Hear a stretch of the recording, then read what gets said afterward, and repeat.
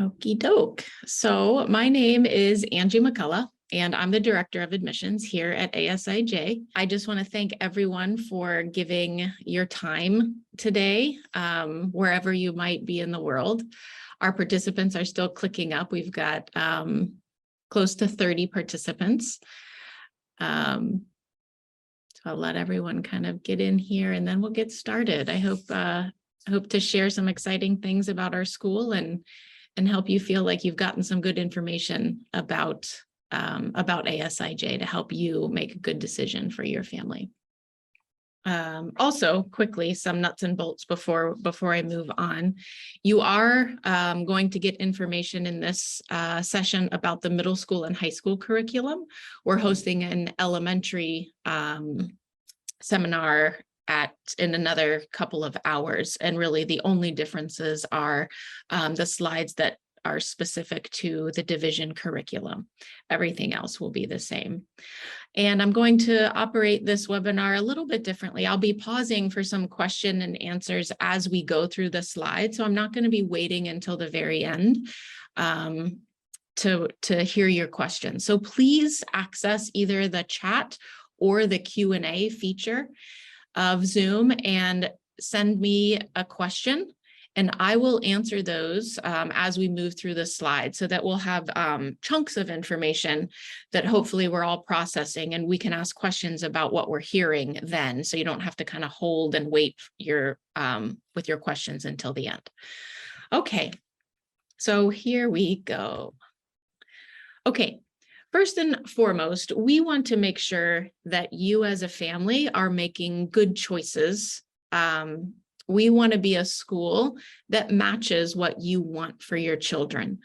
We want to make sure our philosophies are in line, that you're getting what you want out of a curriculum for your children. So we thank you for taking this time to get to know us a little bit so that you can make a good choice, whether you're moving to Tokyo or Japan for the first time, maybe next year, or if you're looking to switch schools and you think ASIJ might be a good place for you. We do hope that all of our families who attend ASIJ feel like they are a good match for us. And that's our real purpose with seminars like this. So first, our commitment school-wide is to know, value, and care for one another. It's the why behind everything that we do. It's a reciprocal relationship between teachers and students, peers and peers, colleagues to colleagues. But we know that students that come to ASIJ, they are not going to learn if they don't feel known, valued, and cared for. So that psychological safety comes before anything else, and we get to know our students so that they can come here and have deep learning experiences. This is a little bit about us and our philosophy. So this is the why. I've gotten into a little bit about the know, value, care. That's the driver, the driving force behind what motivates our leadership, what motivates our teachers. So know, valuing, and caring for our kids, and then also embracing that, wrapping character, courage, and compassion around that commitment. These are young people that we hope to put out into the world, and we just hope that we can build young people that are inquisitive, that feel empowered to make a positive difference. And so that's the why. That's why we do it. That's why we work here. Well, how are we going to move our students along in the curriculum while they're here every day at school? You'll see here, we've got these 6 competencies that we call Portrait of a Learner. We call our curriculum, we go through the deep learning curriculum, and it's experience-based. So you'll see that these 6 competencies, it's not math, and it's not reading and writing and science and social studies. These are the real world skills that underlie our instruction of math, reading, writing, science. So the mindset that a student has when they're going in to learn a new math skill, and their communication skills, their critical thinking, those help to facilitate learning of a measurable, tangible skill such as math. So this is our portrait of a learner. And these are what our students reflect on also in their report card or when they're working on a project. Some of the reflection that they do is, well, how creative was I really? Did my creativity come out in this assignment? Did I have to collaborate with any of my peers? How was I as a team member? Am I a good contributor, or did I always think that, you know, my idea needed to be front and center during our project? So those are the competencies that we're always embedding in all of our projects and our instruction here at ASIJ. And then finally, the what. What do our students do eventually? We've got these 4 pillars here: find your element, know, value, care, make a difference, and engage, learn, lead. We hope that whether it be through a project at school, a year of instruction, or maybe a student's whole learning journey while they're at ASIJ, that they can find themselves existing in one of these 4 pillars at all times, making a difference. Maybe that's to the community that they're surrounded by daily. Maybe it's their classmates, that they're contributing in a positive way with their character, courage, compassion, with their behavior, with their decision making, that they are that kind of a contributor. Maybe they are more of a leader and they find themselves engaging and leading in the curriculum, or on the court, or on the stage and in a co-curricular activity. We hope that all of our students can find their element, and we know that it's different for each individual. And we hope that we offer something for everyone, and that as young people grow and find their place in the world, that they can exist and contribute into one of these 4 pillars. So that is a little bit about us. And this is just a closer look at our portrait of a learner. I'm just highlighting it again because it is so important to what we do and the foundation that we set for our students. This image is actually posted in almost all of our classrooms. It's in our hallways. We really hope that the kids are surrounded by this verbiage, these ideas, and this portrait during all of their class time and their experiences here. Now a little bit about what makes ASIJ unique or stand out with our experiences that we can offer the students. We've got something called the partnerships team, made up of these 4 colleagues of mine. They're each wonderful, and I enjoy working with them very much. So we've got this partnership team that leads different experiences here at ASIJ. We've got strategic partnerships that focus on leadership, and that's mainly for our middle school and high school aged students. There's all kinds of guest speakers, job shadowing opportunities, presentations, even some internships and job opportunities like that for some of our older students. So the strategic partnerships really does focus on the leadership qualities in students. Then we also have a service learning piece that is true service.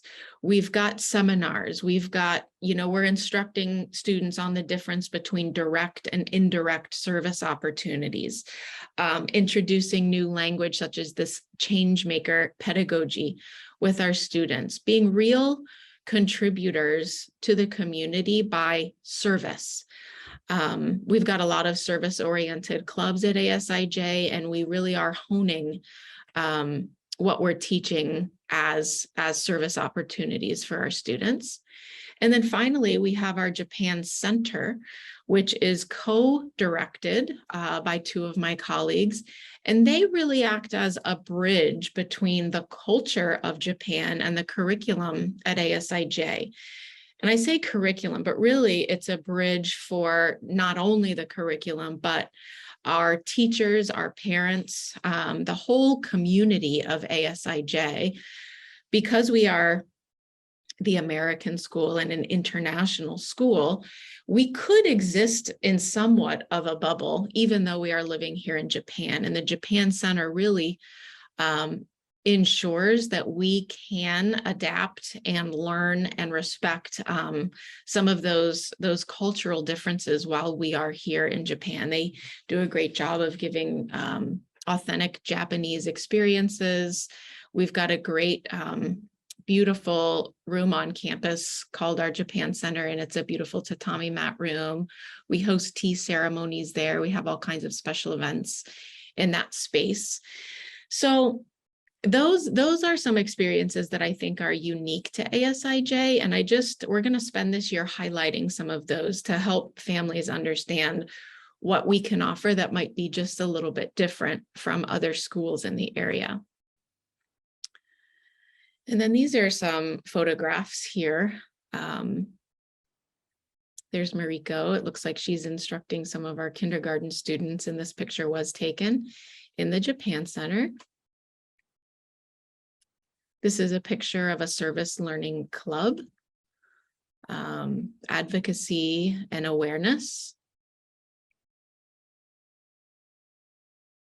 And this was an event hosted by our partnerships team, the leadership strand, where I believe these students were making a presentation to Uniqlo executives from that company, and they were putting together a real marketing campaign and presenting their information there.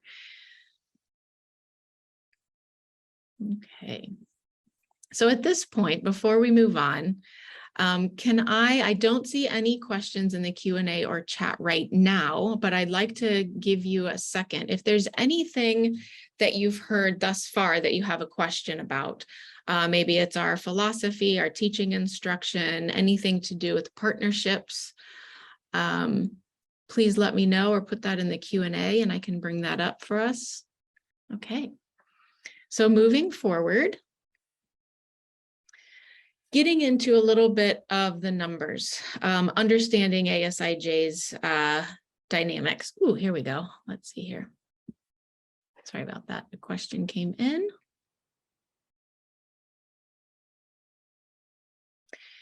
A general question about the recording. This is being recorded. We may or may not share this specific recording. We may wait a couple of weeks and do a special presentation that is recorded internally that we will then continue to share throughout the year. So I don't know if it's this specific presentation, but the information will be held digitally and shared with anyone who wants it. Yes, thank you. You're welcome. Okay, sorry about that. Okay, a little bit sorry about that. I skipped through a slide here. Enrollment by the numbers. So our total enrollment you'll see here is 1734 this year. Our enrollment is broken up here on this slide by percentages, and we've got actually 4 divisions at ASIJ. We've got an early learning center in Roppongi. And then here at the Chofu campus, we have our elementary school, middle school, and high school. So the majority of our students are definitely here on the Chofu campus.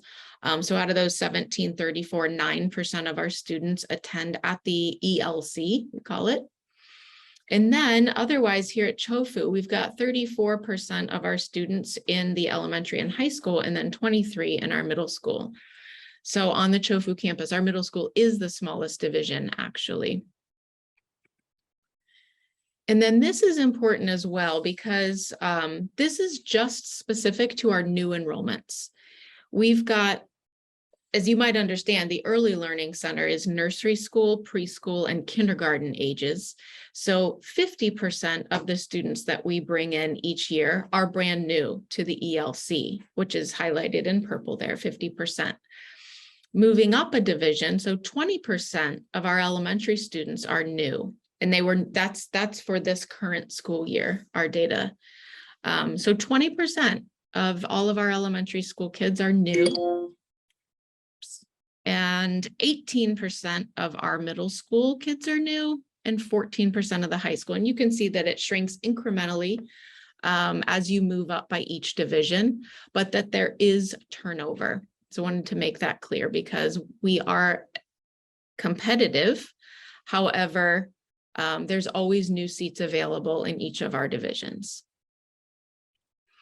Our student citizenship. So we put a lot of effort and value in making sure that we are putting students in a diverse learning environment.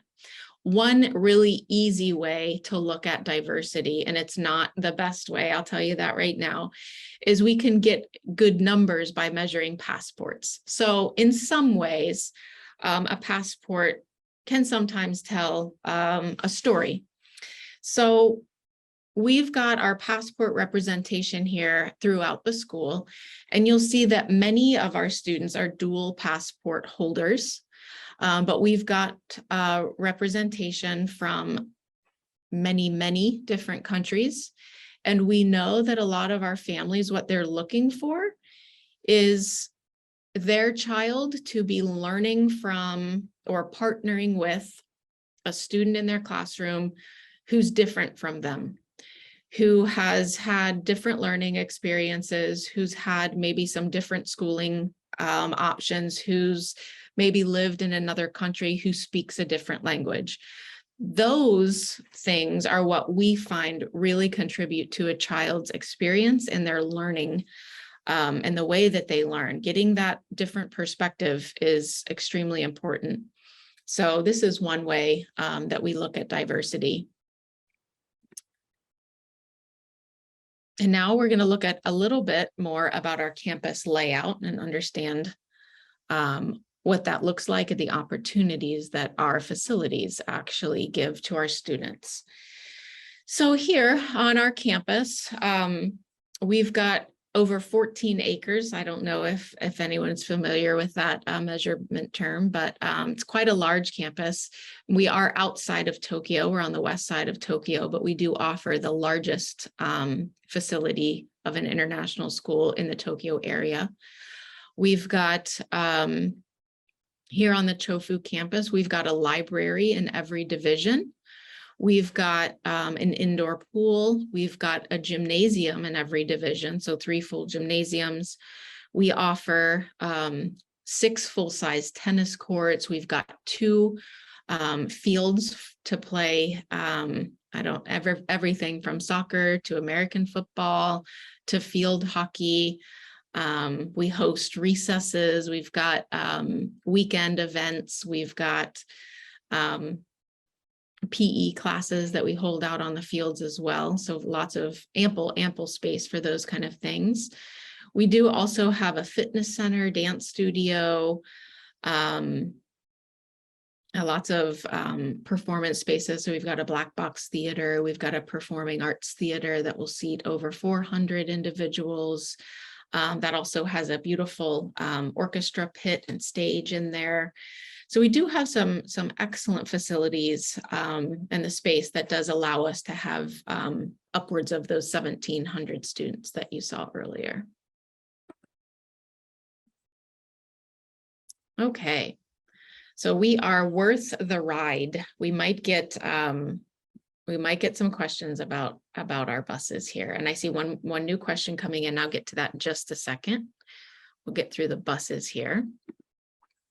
So it's important to know that we do have a fleet. I think our fleet has moved up to 33 buses this year that serve the greater Tokyo area, mainly the downtown areas. And about 85% of our students are bus riders. So they do ride the bus day in and day out. We've got morning buses that start picking students up as early as 6:45 a.m. for an 8 a.m. start time at ASIJ. And then our buses exit campus about 3:10. School lets out at 3 o'clock, and then we run the buses at 3. And then we also have a late bus service. So kids that stay after and do after school activities or might have some kind of co-curricular, they stay after school and then they catch a late bus that leaves at 4:30 or 5 o'clock. and we'll get them back to their bus stop as well.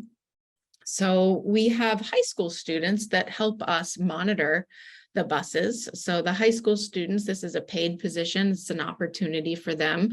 They are CPR and first aid trained. They're trained in communication emergencies. They've got different contact information.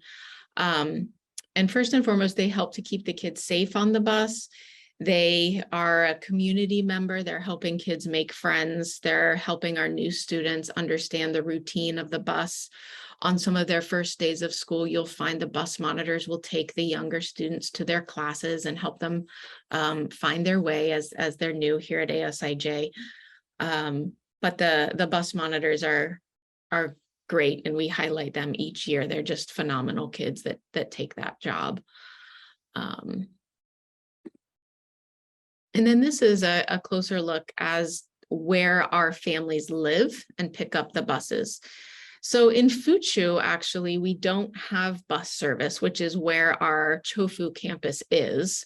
So there's no bus service in that area, but instead we serve the downtown Tokyo area, and we bus the kids mainly out to Chofu campus. And you can see there, Minato-ku is the largest population of students live in that area and take the bus to school from there.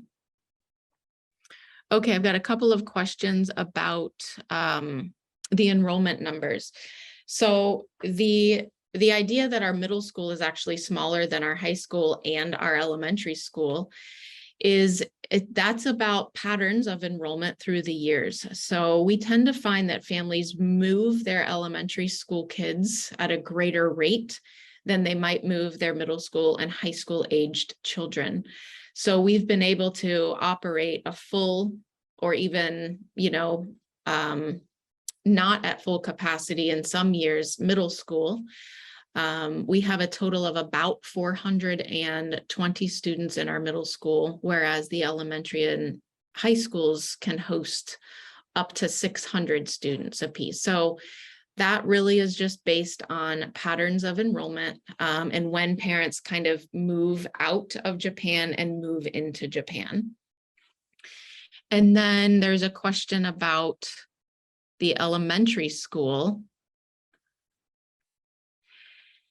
There's really no telling which grade level might get the most enrollments. So we have new seats available in grade 3 and 4. So next year, grades 3 and 4 are going to have the most enrollments because we've actually added sections in that grade level. We add new students in every grade. And I don't know that there's a majority grade that usually sees more enrollments than other grades. And then our last question here about the facilities is, so our facilities, they are available for parents and students to use after hours and on weekends. However, we have so many, we're up and running again with our co-curriculars. So during the weekend, Saturdays, we've got stuff going on in the pool. We've got almost all of our gyms are booked. But if you wanted to maybe use the tennis courts or use the workout facility, that is definitely something you would have access to as a parent, or your child, if they are in middle school or high school, they could come out and use some of those facilities. And that's all coordinated through our activities and athletics office. And we just make sure that those places aren't double booked, things like that. The enrollment rates, we don't enroll people based on the country or passport that they hold. I've got a question here asking, what are the enrollment rates of people with a US passport and a non-US passport? We actually don't look at that, and that's not a determining factor of who gets in and who doesn't get in. We'd like to see that piece of the pie actually grow, and so that each section, like the US and Japan right now, those are our biggest passport holders. But we'd like to see that actually shrink and have people from other countries come in order to diversify. Thank you for those questions. Now we'll get into a little bit of the curriculum. specifically middle school and high school. So this is the day in the life of a middle schooler. Their day is divided up with their core curriculum, their selectives, and their exploratories. Let's see if I can get this off there. Sorry about that. So our core curriculum in the middle school is made up of humanities, science, math, PE, and health. And that doesn't change. That's standard, and that is the core, and that's for 6th, 7th, and 8th grade students. Our selectives are made up of a language selection and a performance and production option for our students. We offer Japanese, Chinese, and Spanish as our foreign language opportunities. And I shouldn't say foreign, it's world modern language opportunities. And then we've got our exploratories that open up. It's an option where kids can pick among many offerings in grades 6, 7, and 8. And then these over here on the left, these are the performance and production options. And you'll see there that band and choir and orchestra are the ones that are available to all grades. And then the other ones are notated if they are grade 8 or grade 7 or dual. And then this opens up what those art and design options look like for the kids. So yes, they do take art and design, but what does that really mean? This is what that means. And in grade 8, they get a lot more options, and they can start to maybe find their element or get to explore in some different areas that you might not think of. These Explo 8 classes, they're taught by lots of different people. We've got some leadership going on in those classes this year. It's really popular with the students. And then our high school, that's where we offer our most robust course selection. So we've got over 135 courses that we offer in the high school. Same kind of thing. We are an AP curriculum, and students have to graduate with 4 credits in your common core. So like your English, math, science, and social studies. Those are your core, and each student has to have 4 full credits of those. And then they fill in other credits where their passions might lie or other requirements, but they have options of filling them in lots of different ways, and we can definitely individualize to a student's interest. So like a social studies credit, you have to have 4 of them, but there are, 20 courses that you could earn your credit in. And then this next slide, it does show how we individualize that experience for the high school kids. So these are just some ways that a student can build some flexibility in their schedule. We are part of the Global Online Academy. So we have teachers here that instruct courses and that act as a touchstone for students who might be taking a GOA course, but the teacher at ASIJ isn't the teacher. So they're taking an online course with kids from other countries in other time zones, but we have teachers here that can be the touchstone in case there's a question or the student needs to have a one-on-one meeting with a teacher in that regard. So that's an option. We have a lot of kids take advantage of that. And they could do that coursework here at ASIJ in the library or during their free block, get that GOA coursework finished. There's independent inquiries where students work with a teacher and they come up with a design inquiry problem where they are going to tackle something real world and use those critical thinking skills, and they work with a much smaller group and an ASIJ teacher for that. Our impact program runs through SUNY New York. Kids can get college credit through SUNY. And then next year, new, we've got signature courses for grade 11 and 12 students, which is, it's going to be brand new next year, but really it's designed to be a culminating course for a student's experience at ASIJ. And many high schools have courses like this. And this one will be specific to our context here in Japan, who we are as a school, and who the student is as an individual. So with that, I've got, and then here's a little bit more about our creative arts and design, innovation and design in the high school. Again, some of these courses are just unbelievable. I don't even think they existed when I was in high school. Can take a look at that there, and I'm going to jump back here to the Q&A. Okay, a couple of awesome questions here. I'm going to try to summarize. So one is a question really about how does ASIJ help students to discover maybe their passions or a specific interest? So for example, if a student has an interest in 3D design, well, 3D design starts with an understanding of software. You've got some art, you've got some software, and you have to bring those things together. And in order to have fun with the 3D printer, we help kids learn a variety of skills that will help them to maybe build a cool thing or something that might solve a problem. So we definitely give kids the opportunity to discover their interests. And that's the variety of content that you'll see with an AP curriculum. Yeah, computing and digital arts. Hopefully this slide here shows you a little bit more about the opportunities that kids have in that area. The average class size at ASIJ is between 18 and 22 students. We have much smaller class sizes in the high school because our 600 students are dispersed in 135 courses. So in the elementary school, you'll find that almost every class has 22 students in it.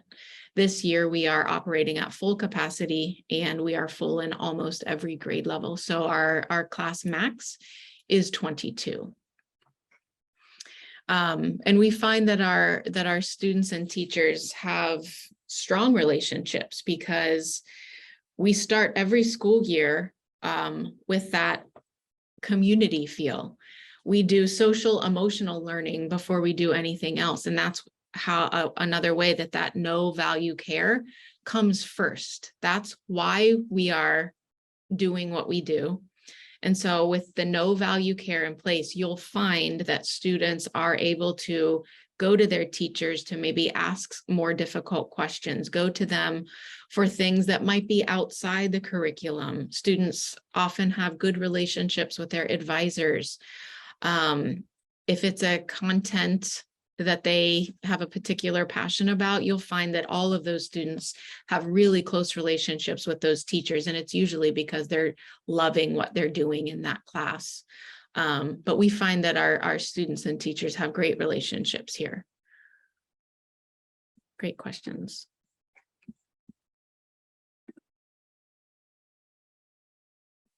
Okay, a little bit about our co-curriculars. You can see here, we try to show some fun pictures of all the opportunities that kids have. These are K-12. We have opportunities for kindergarten all the way through grade 12. Everything from track to basketball to theater to robotics, TED Talks. And then this, you don't have to read all these words. This is simply the visual of look at that list. There are hundreds of co-curricular opportunities, and this is not all encompassing actually. We have many more. Most of these are free. There's very few that require an additional fee for students to take after school. And then we do have different ones that are available, different for a kindergartner versus let's say a 10th grade high school student. So lots of opportunities, and it's a big draw. So we have both the facilities that allow us to have all of these extras, and we have the space, which is a huge draw for families.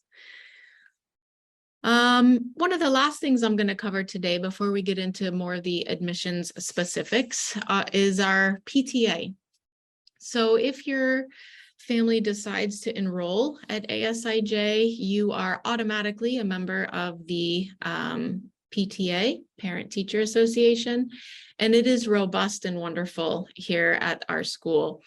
We've got lots of different committees where parents could serve their time.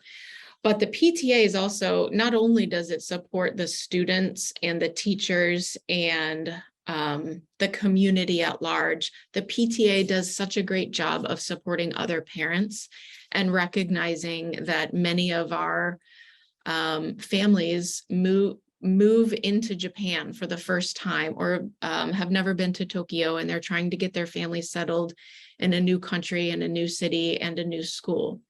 So we've got lots of connections, and I want to highlight that Village Connections bullet at the bottom.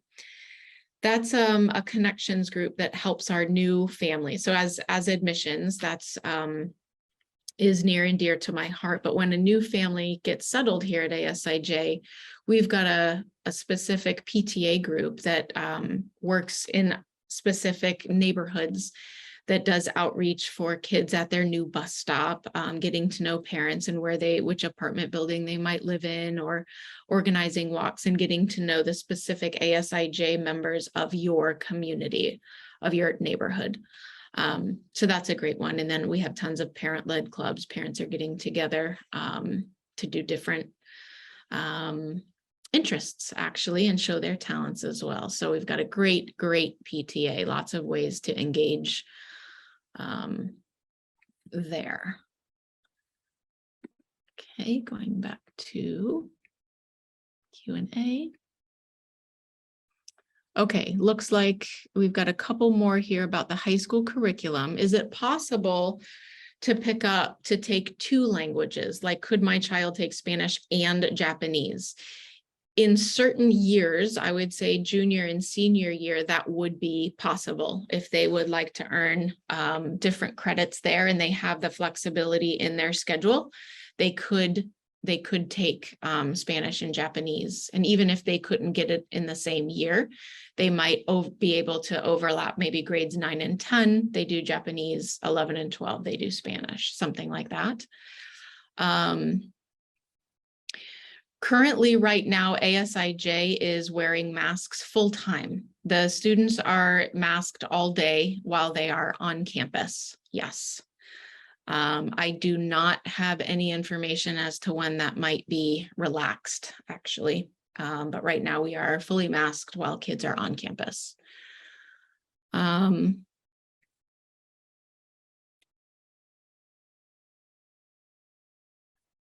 Okay, and then I'm actually going to skip over. We've got a couple questions about elementary, and I'll get to those in the elementary open house. All righty. Okay, a little bit about the application process. So some specifics. Hopefully, or maybe not yet, but we've got a bunch of information on the admissions homepage on the website.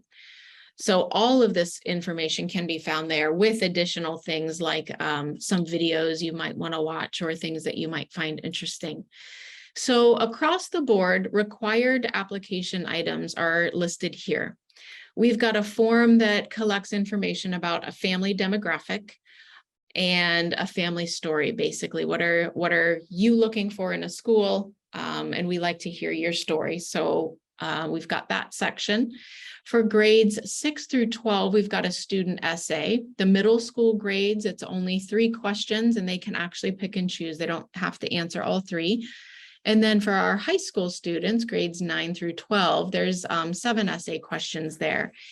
And it's not anything that the kids can study for or prep for. It's part of the application where we start to get to know the students. And we get different answers for each of the questions because they're personal based questions. So it's nothing that kids need to kind of get anxious about or nervous about preparing an essay. We do ask that 2 full years of report cards are submitted so that we can see a student's pattern in school and look for growth, or if there's any kind of individualized needs that a child might have, we look for that. We ask for teacher recommendations, and this is varied a little bit depending on the division that your child is applying for. In the middle school and high school, we do need 3 recommendations. High school students, we ask that we have 1 specifically from math teacher, English teacher, and then a counselor. Whereas if you're applying, let's say, for a 6th grader, you would have to go back and get information from their 5th grade teacher. So you're not going to have a specific math teacher, English teacher, things like that. So we're flexible in that we might ask for maybe the 4th grade teacher and the 5th grade teacher's recommendation instead of a math and literacy teacher. And again, I've got a team of 4. We are a team of 4 here in the admissions office, and the admissions officers will help you through that. If you have any questions, if you do choose to apply and you're having trouble with some of the teacher recommendations, they'll work through that with you and help you get what you need. And then we do ask for standardized tests. Middle school and high school age students usually don't have any trouble getting standardized tests because they've been in school, and schools usually start some kind of standardized testing by 3rd grade. So whatever your child has experience with, whatever records you might have, we just ask to see 1 standardized test result, and it's for simple data keeping. And then with each application, there is a 20,000 yen application fee. So those are the required items. Saw 1 question come in. We don't require interviews. We prefer to set them up through Google Meet whenever we can. With the majority of families, we will usually talk to the parents. I would say upwards, 50 to 60% of our applicants we try to get online. And that's basically, we don't do all because it's a capacity issue. It is important to know that ASIJ is highly competitive. We had close to 1,200 applications come in last year, and we enrolled 350 new students.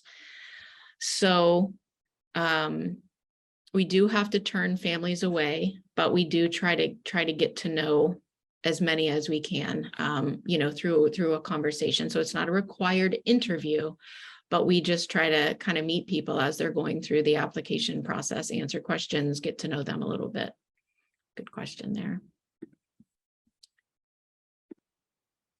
Okay, and then a little bit about our timeline.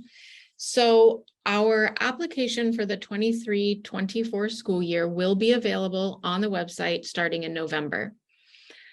We let the applications roll in, and then we're able to give our earliest decisions at the very end of February and early March. And that is the first point in our timeline that we can give acceptances, because that's when our re-enrollment information is also due. So our families that are currently here at ASIJ, they tell us at the end of February if they're going to be back for the subsequent year. So we can't give away new seats until we find which seats are open. So that's why it takes so long, and the number goes. So it gives us a few months to go through the applications, make sure everything gets reviewed. We're talking to families, and then our first decisions are starting to be made in early March. And then we make them all the way through June as we get more and more information about seat availability, and the applications continue to roll in. We have rolling enrollment at ASIJ, so we can get families enrolled all the way up until August of the current school year. Okay. And with that is the end of my presentation. And And I will wait for any other questions while I have you here. Make sure I got all of them.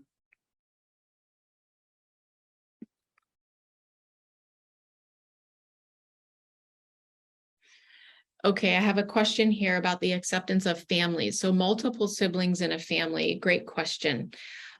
We consider ourselves a family school, and we get to know families as a unit. We prefer that if a family has, several children, that they would all apply to ASIJ and we would accept the family as a unit. It is very rare, unless the family chooses not to apply, like if they have, two children and they only apply for the one child. That's a different situation than if one child, I don't know, let's say like it's accepted and one doesn't. We don't do that. We like to accept the family as a unit. And if there's some reason that is outside, I guess, the typical boundaries with why we might need to offer an acceptance to only one child in a family and not the other, that's something that's worked through with families on an individual basis, and it's very transparent from the beginning. And it's not like you would receive one acceptance letter and one denial letter, and then you had no idea that was coming. Great question there. It doesn't necessarily give a family more chance if there's siblings in the family. We're looking for that good fit, and we would want the whole family to be at ASIJ so that the parents can also be engaged fully with the school.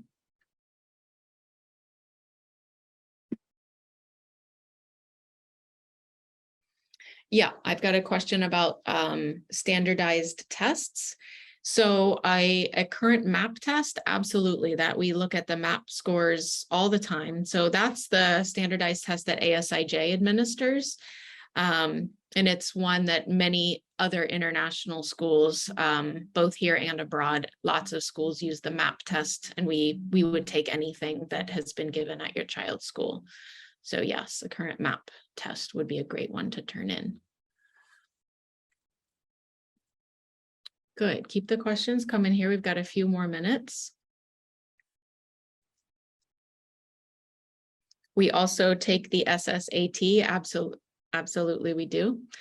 Okay, question here about what kind of counseling happens at the high school level. Great question. So our school, we have 5 counselors in the high school. We've got 3 that are specific to college counseling, and students get assigned a college counselor in 10th grade. So in 9th grade, they have a personal and academic counselor who is different from who their college counselor will be in 10th grade. So our personal and academic counselors stay with the students through the duration of their ASIJ high school experience. And then in addition to that, starting in 10th grade, they get a college counselor. So based on the age of your child, they might have 2 counselors that they're working with in the high school. And we just like to see that there's a bit of a division between the objectives that the counselors are trying to get to. The college counselors are specifically focused on kind of that post-high school experience, getting kids into college, counseling the parents and the students for a best fit college, and giving, great advice on timelines, who, what, when, where, how to apply, those kind of things. I have been a parent at ASIJ. I had 2 boys graduate a few years ago, so that experience was really great for me, and they do a good job outlining a family's options for college.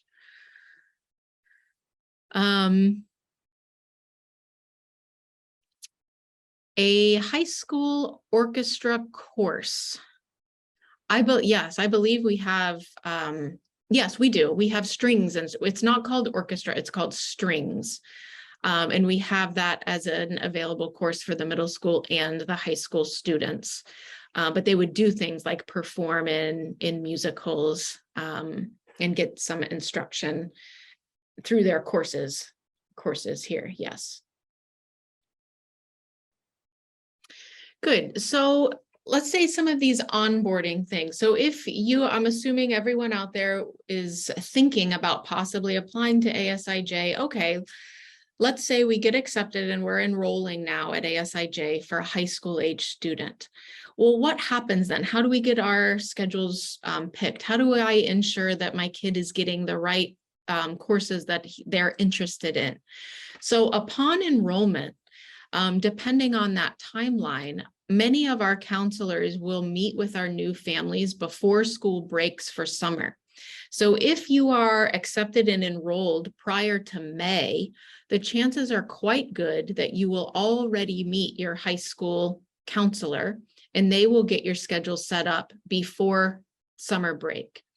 If you are a family who enrolls during the summer months, the counselors come back to work 2 weeks prior to when school starts, and that's when they meet all of those families and get those students set up with a course schedule. And those kind of questions are great for the high school counselors, and that's what they counsel the kids on. Let's pick some electives that make sense for you. Where do your interests lie? Where are your passions? And we find that that's when kids have really great learning experiences, when they do pick the courses that they have a bit of love for. Good questions. I apologize for skipping over. There were a couple questions about the elementary school, but I am going to focus on that in my next session coming up here at 11 a.m. Tokyo time. And again, that one will also be recorded if you can't tune in. Okay, last question. Are the programs and facilities available during summer at ASIJ? So we run 2 different types of summer programs, but they are, you have to apply, you have to kind of sign up really early. We have one that's called the Summer Passport Program, and then one that is our summer day camp.